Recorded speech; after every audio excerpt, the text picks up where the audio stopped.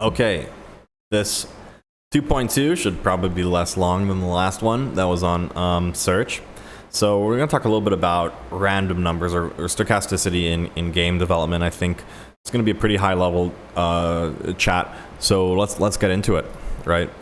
Let's talk about roulette, which is almost like the definition of a random game, right? You maybe are choosing black or red, which is a 50-50 chance you might get it, right? Or you might be choosing a number, which is going to be a lower chance, right? It's whatever number of numbers there are. Actually, I don't know. Never really played a roulette, but either way, right? It's a complete random game. You hope that like 1 out of 20 or whatever it is, you get the thing lands on your number or your color, and you double your money or whatever it is that you bet. And so this is a very exciting thing, right? It's a sort of definition of variable reward, even though you know that on average you're going to lose all your money.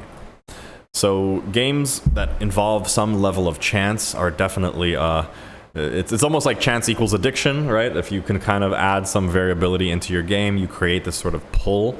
There's a lot of interesting reasons for this, because for whatever reason, our brain really tries to latch on to predictability. And when something's not predictable, the brain sort of says, ooh, that's interesting, I want more of that. And it kicks off dopamine and really encourages us to explore that. And this effect is actually notable. Like, you can see this effect in even infants as young as 6 to 9 months old. They'll start to pay attention to things that are unpredictable more than things that are predictable. You can try this with your favorite 6-month-old if you'd like. So chance makes games less predictable. It's more interesting because we're literally wired that way. And it also, in many cases, reduces the skill, right? If you have a game that's very skillful, adding a little bit of chance once in a while will give somebody who doesn't have as much skill the leg up or a fun experience, and it tends to soften the game a little bit. And so this is an interesting kind of thought experiment, right? Like, why are some games better esports games versus other games, right? Like, why aren't all games esports games? There's lots of multiplayer games, and not all of them have become, popular in the esports realm. So this game I'm not personally too familiar with, but Nightmare Chess essentially adds chance to the game of chess, and it has a sort of, it adds a little bit of like kind of unexpectedness to the game of chess, which chess is almost like the definition of a perfect game, right? Like, there is no randomness except for you forgetting to do something correctly, and so it feels random, but it isn't random. And so this, again, like, imagine playing a game of chess against somebody who's an expert and then randomly getting the leg up because of whatever you might actually still play, even, versus if you were to lose horribly to an expert player, you might never want to play again because they're just so much better than you. And by the way, this is a whole interesting rabbit hole on making sure that people are playing against adversaries that are not that much better than them, because otherwise they really get turned off. And so this chance and randomness can sometimes be that reduction of adversarialness that people need. So take a look at this. Do you see a pattern? I bet you kind of do. It's like, oh, there's some spots here, and there's like little areas and islands, but like, this is literally the definition of noise, right? Like, this image was just completely randomly generated. There is zero correlation between any of the values in this image. It's either black or white with a 50-50 chance. Yet if you look at it long enough, you'll start to kind of create these patterns. You'll start to say, oh, that area over there kind of looks like a face. If you look at this area here, right, that if you look really closely, that kind of looks like a face with a little fang there and these two eyeballs and even a nose, right? This area looks kind of like a bunny almost, right? Like, it's like a head and like eyeballs and like, it's a really demented bunny. But either way, like, human beings are extremely good at creating patterns where there are none. And you think, like, why is that the case? Well, it's actually evolutionarily advantageous to sort of try to map patterns to underlying processes. If you think about things in the world that seem random, if you can even by a small margin predict them better than those around you, you have an advantage. And so even though I can tell you it's perfectly random, our brain has not evolved that way. Our brain has evolved to be a Bayesian, casual Bayesian machine trying to determine when this and that. And even when there's no rhyme or reason to the pattern, we still will argue aggressively that we knew what we were doing. So I'm not actually sure what this is all about, but this actually does. Okay. But the point I'm trying to make is kind of expressed here. We see patterns when there are none. So what is too random and what is not random enough?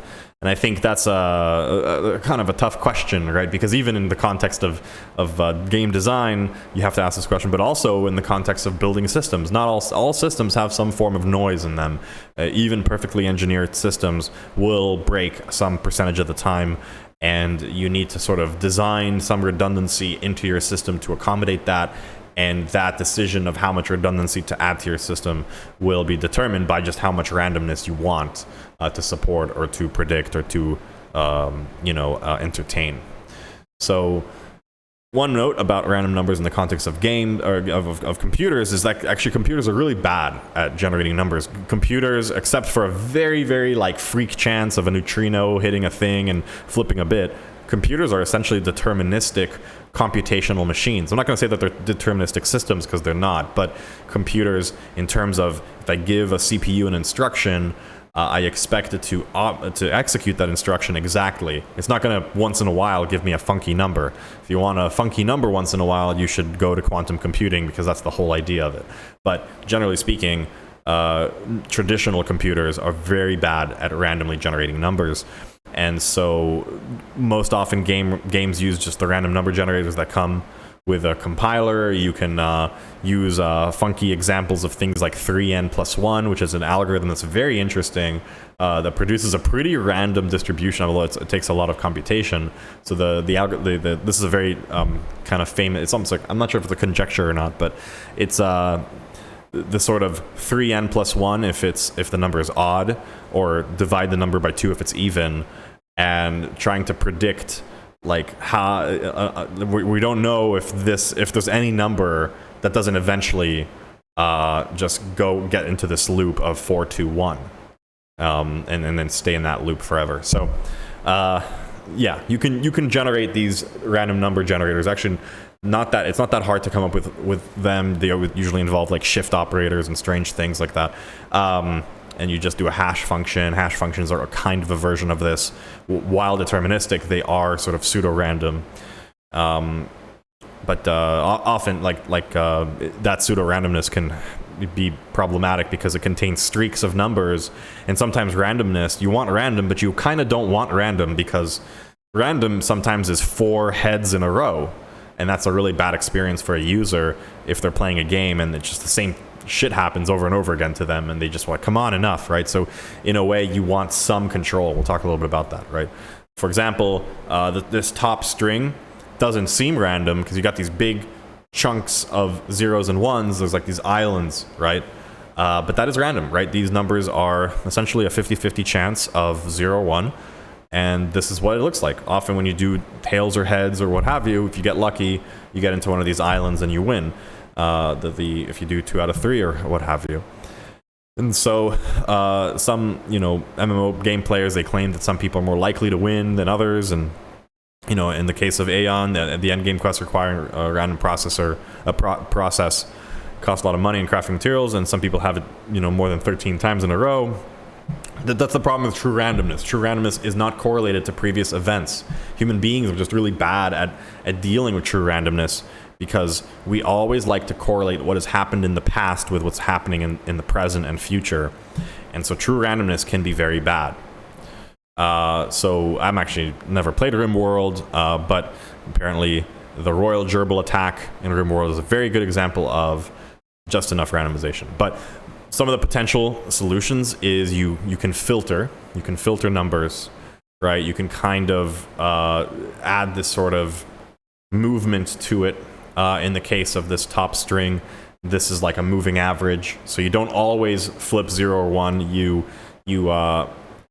flip 0 or 1, and then you apply some threshold of randomness, to the previous value and add it to the current value, and if that value is over some decision threshold, say 0.5, then it's a 1 or a 0. And it's sort of, you have this sort of rolling, almost this momentum. Literally, this is the definition of momentum here, in the same context that we talked about before in search, right? You're sort of using the past information codified in this moving average into your next value.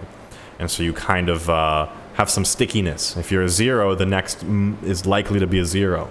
If you're in a 1, the next one is likely to be a 1. Now you can invert this, right? You can say, okay, well, if the previous one was 1, if it's above the threshold 0.5, then I'm going to do the opposite. Instead of doing 1 or 0, I'm just going to flip it with this rolling average likelihood.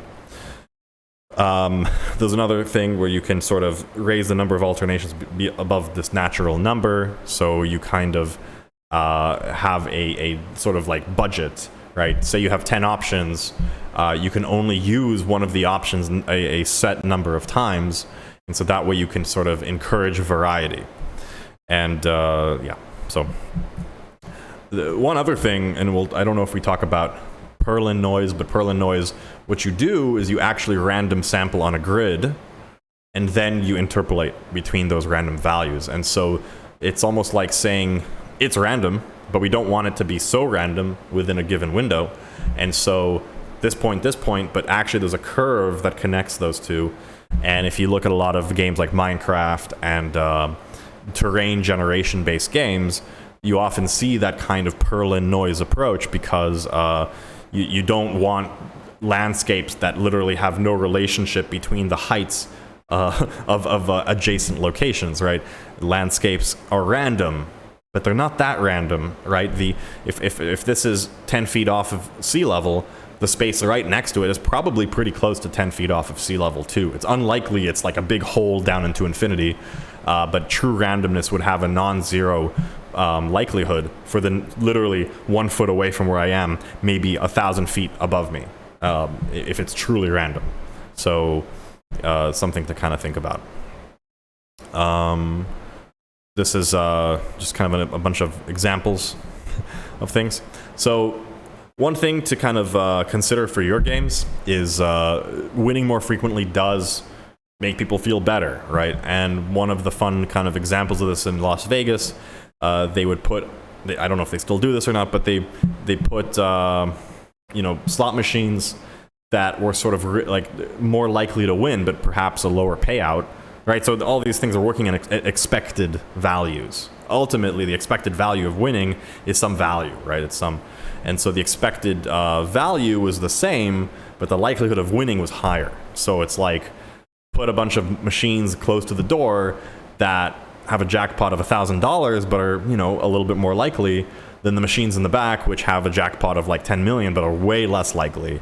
But the overall expectation may even be the same in terms of dollar likely, like the expected dollar winnings or something like that, or the dollar losses, which are more likely because these machines are meant to make a profit, and so you're largely prospecting on that profit margin. So another example of this is in World of Warcraft. As you go in through a dungeon, if you haven't won a dice roll for a long time, they kind of like lean it in your favor. This makes players not feel like nobody's winning to the exclusion of other people.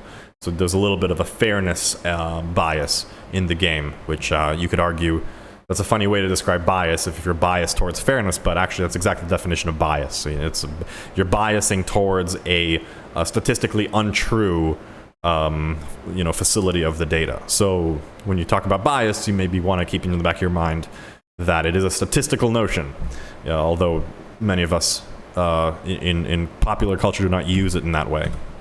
So for future, just to think about think about randomization, think about randomness, and how random it is, how random it should be, and why it's needed, and how to sort of make it into a value add for your game. Because if you're not careful, you can make a game that's just so fucking random, but nobody likes to play it because it's so fucking random. So be aware of that.